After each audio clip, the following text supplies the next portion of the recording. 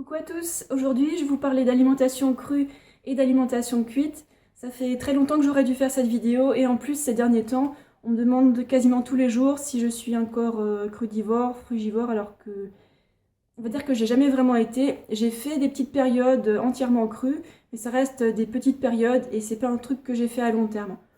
Bah déjà, comme je fonctionne déjà beaucoup au ressenti, je pense que mon corps m'a amené naturellement vers les trucs dont il avait besoin. Et bon, je vais un peu rentrer dans les explications, mais pas trop détaillées non plus.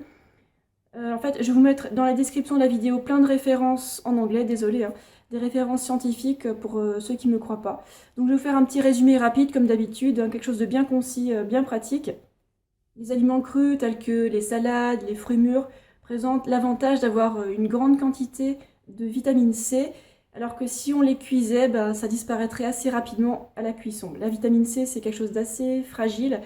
Donc c'est important de manger quand même pas mal au moins de verdure, manger beaucoup de verdure, ça c'est valable pour tout le monde. Et l'avantage des légumes cuits tels que les carottes cuites, les brocolis cuits, les tomates cuites, c'est que la cuisson rend les minéraux plus facilement biodisponibles. Dans le milieu crudivore, il y a pas mal de mythes qui persistent. Par exemple, on dit que tout disparaît à la cuisson alors que c'est pas vrai, hein. Avec une cuisson douce, on peut avoir un plat de légumes très intéressant en micronutriments. Quant aux enzymes qui sont présentes dans les plantes crues, en fait, elles sont sans importance pour notre digestion. Moi, je ne mange pas tout cru pour plusieurs raisons. Tout d'abord parce que ça coûte cher de manger tout cru. Ensuite parce que j'aime bien le goût de certains plats cuits. Je mange cru et cuit à cause de certains éléments scientifiques qui indiquent qu'à court terme, l'alimentation crue et végétale fait vraiment des merveilles. Mais à long terme, il y a des problèmes de certaines carences, notamment le sélénium, la vitamine B12. Et pour pallier ce problème, il suffirait de manger toutes sortes de plantes cuites, je sais pas, des légumes, des graines, des noix, des légumineuses, des céréales. Donc ça pour rétablir certains minéraux qui manqueraient. Et d'autre part, prendre des compléments de B12 si on est végétalien. Et pour ceux qui souhaitent quand même être 100% crudivores, il y a un livre que le docteur Gagar conseille, et je vous mets le nom du livre dans la description de la vidéo. Moi j'ai choisi de manger des plantes crues et des plantes cuites, et c'est tellement plus simple en fait pour tout avoir. J'écoute bien mon corps et au final ben, j'ai tout ce qu'il me faut, tout va bien, je peux faire des trucs de malade en sport. Et en plus une alimentation végétale crue et cuite, ça attire beaucoup plus de monde, donc ça permet de faire venir plein de monde vers le véganisme.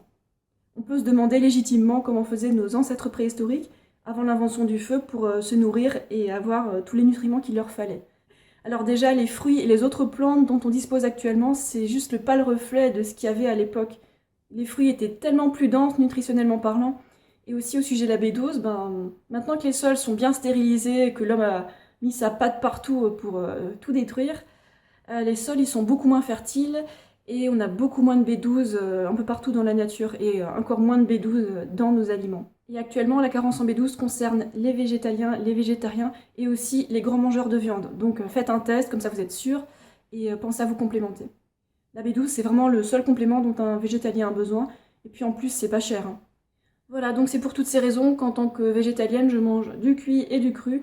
En général, je mange cru le matin et le midi. Parfois, je mange cuit le midi, mais c'est un peu plus rare.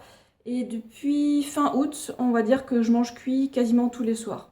En fait, j'ai tellement besoin de calories vu le sport que je fais maintenant que je préfère me tourner vers des féculents avec des légumes cuits le soir. Et ça m'aide à avoir un bon niveau d'énergie.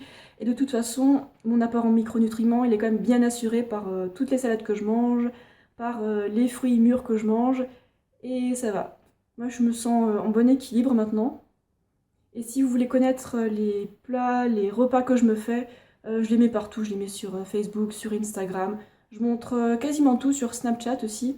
J'explique aussi plein de choses sur mon site, vous pouvez les farfouiller.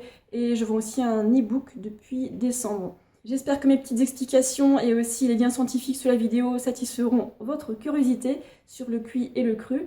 Et moi je vous dis à très bientôt pour d'autres vidéos. Je vous fais plein de bisous et ciao, à bientôt.